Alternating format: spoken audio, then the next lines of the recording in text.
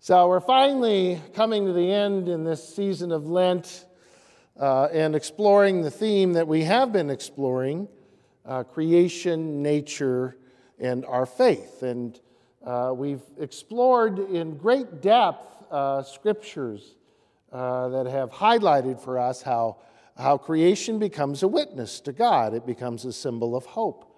How creation itself actually sings praise to God. And I think it's been if you excuse the pun, a fruitful conversation and a meaningful one. And we've primarily relied on actually scriptures from the Old Testament, the Hebrew scriptures, in part because they are so rich. I know when the worship committee had identified this as a theme for us in Lent, I was really struck how many images of creation and how often it witnessed to who God was, and all the way from Job to the prophets to the stories in Genesis to the Psalms themselves. And they have been rich with images for us to kind of sit with and examine and pray about.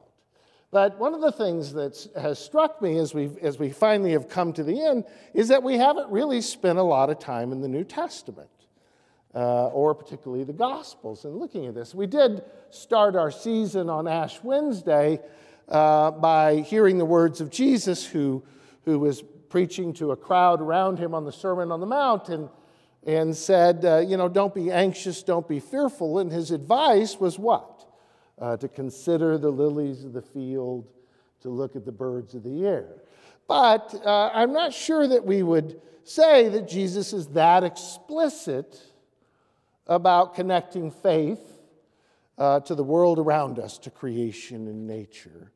Other than there is actually in a sense in which I would argue he always understood his life, his message, his ministry, always within that context. And there's a couple of things why I think that. One is that whenever Jesus was worn out or run down, he inevitably, and it shows up all the time in the Gospels, would go off to the wilderness, right, to pray. In fact, before he even started his ministry, he spent 40 days in the wilderness.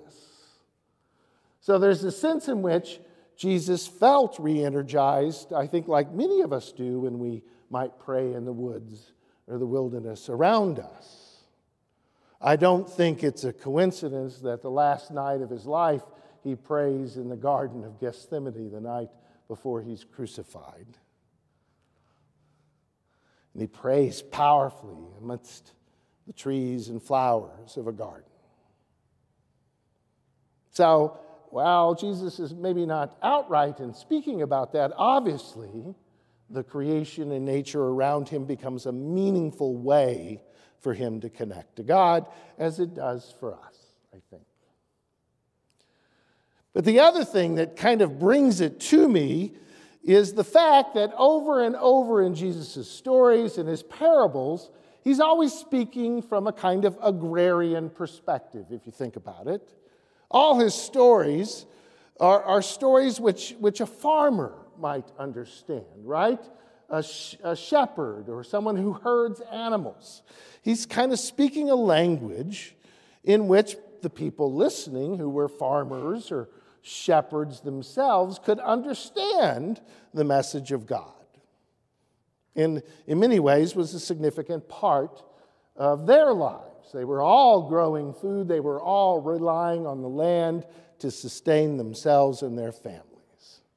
There are a number of scholars, biblical scholars, who argue you really can't understand, we city folk, they kind of tease, can't really fully understand the gospel or the Old Testament without seeing it through the lens of a kind of agrarian perspective, that connection between land and life. And I must confess, I'm a city boy, grew up in the suburbs. I know nothing about farming. I barely grow flowers in a garden. Now, one of the things I've gotten here, I think it was about 6 or 7 years ago, one of the things that struck me coming to live in Iowa is how many people who are native to Iowa grew up on a farm, right? How many of y'all grew up on a farm here in Iowa? Quite a few. So in many ways, that's a far more, those who've grown up on a farm or know the growing of a crop, who know taking care of animals, that in many ways the language Jesus uses, his stories he tells, the parables he shares, would be in some ways connect to something that's part of your life experience, much as it did for the folks back then. And I imagine most of your farmers, and Hannah kind of pointed this out, most of you farmers here would look askance at this story of a sower who scatters seeds, right? Hannah pointed out, the sower just scatters the seed wherever it goes. Sounds like a very inefficient way to sow seeds, to just scatter it, where some of it ends up on a well-traveled path and is so shallow it can't take root, so the birds come and eat it. Some of it thrown on rocks where it can't get moisture to even plant the seed. Some of it, thrown among thorns, right? Choked off.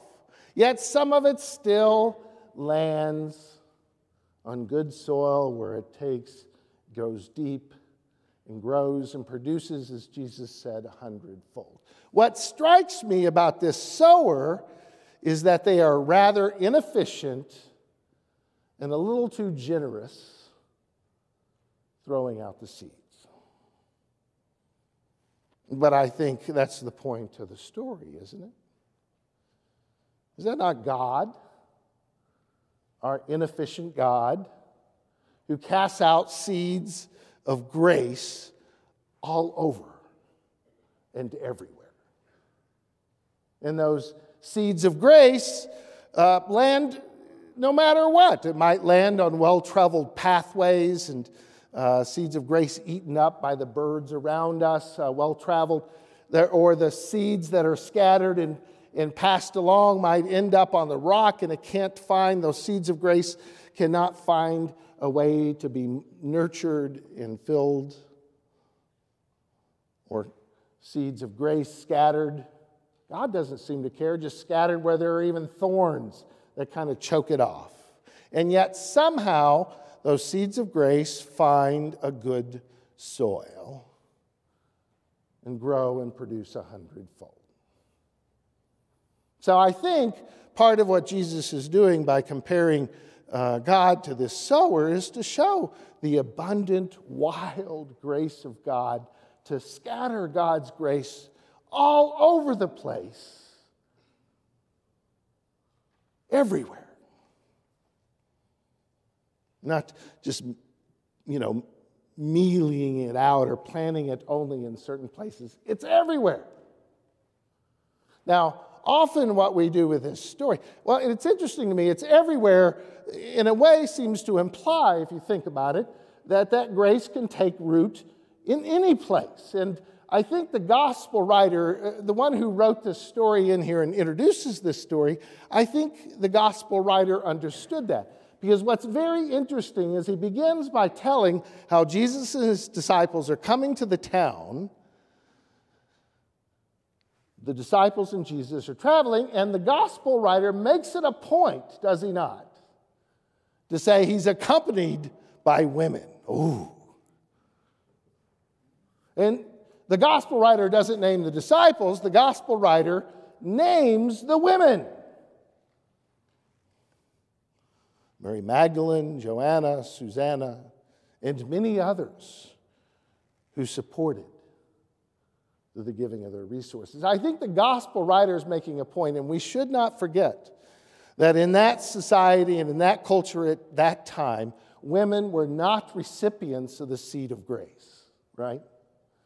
They were not soil for grace to abound. So the writer of this story provides the context for us to understand it really is about God's grace. And these seeds of grace that are all in the world, in places we don't expect, among people we don't expect it to grow. Now, often when this scripture is interpreted, we kind of subtly turn it into not about grace, but something more meager than the abundant grace of God. Because what we do is we tend to say, oh, Greg over there, he's a rather thorny guy. That seed can't really grow there, right? You can see he's not the soil where that goes. Now, I'm the soil, right? It'll grow deep in me. Or Bob over there, he's rather rocky, so he won't nurture that seed. You know, we tend to do that. We tend to say, those are the people that don't have the good soil, do we not? We do it all the time. When in fact, I think the point of the story is to realize every single one of us has a different soil within us. Every single one of us in which God has planted the seed of grace, every single one of us has a different kind of soil. There are times in my life in which that seed of grace which was planted in me has been choked off by the thorniness of my life, I have to confess. Times in my life where that seed of grace, I kind of cut it off from the water that might nurture it. Or sometimes it gets trampled by the busyness of life. Somehow, within myself is a realization that I have all kinds of soil in which God has planted that grace beautifully and amazingly, and somehow it doesn't take root and grow. But the good news is, you know what? God's just going to keep throwing the seed, right? God's going to keep planting that seed, and somehow I find within myself the possibility that seed will grow and deepen in ways I didn't expect or anticipate. That it will transform and produce something in me. And for me, I like to think of it in terms not just of faith, but in terms of making me a more graceful person, a more compassionate person, a person more forgiving of those around, a person more open to the grace of God than I was before. But sometimes it takes a while for that seed to deepen. And that seed might have been planted years ago, and yet somehow it has grown, somehow despite my rockiness and thorniness and my well-trampled soul, somehow that seed has grown and made me more compassionate.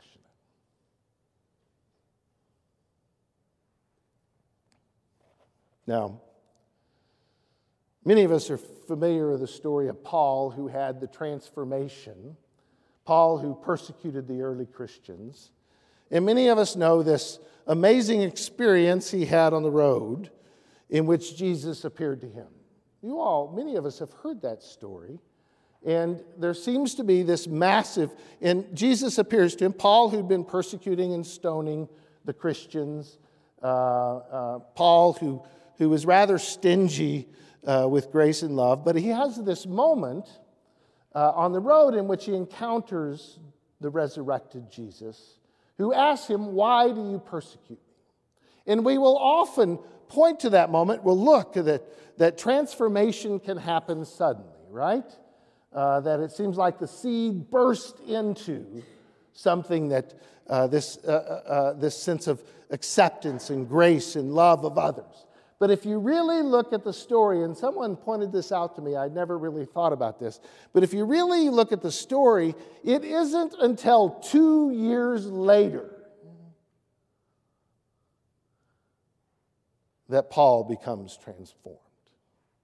Oh, the seed is planted on his encounter with Jesus on the road, but the truth is he is blinded, and he has to go to the city he was traveling, and he has this small group of Christians who care for him for 2 years,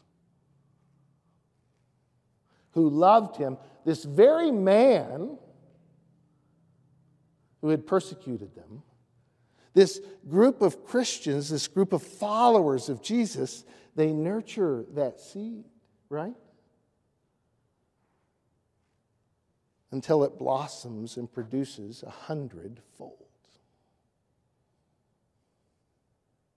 I think every single one of us can identify moments in our life, and maybe we don't want to admit it, but these moments in which we might be stingy in our love towards others who are different from us, others who maybe believe different things, others who may see the world in a very different way.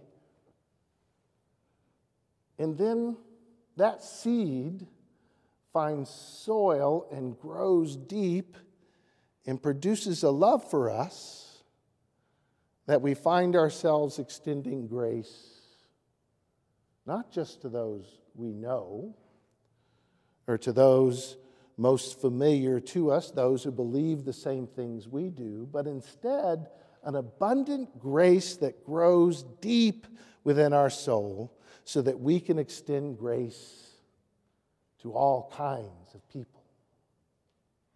Even, as radical as it sounds, to our enemy. So nurture the seed of grace, the abundant grace of God that's in your heart and in your soul. Nurture it so that it may grow abundant and produce 100-fold. To God be the glory this day and forevermore. Amen.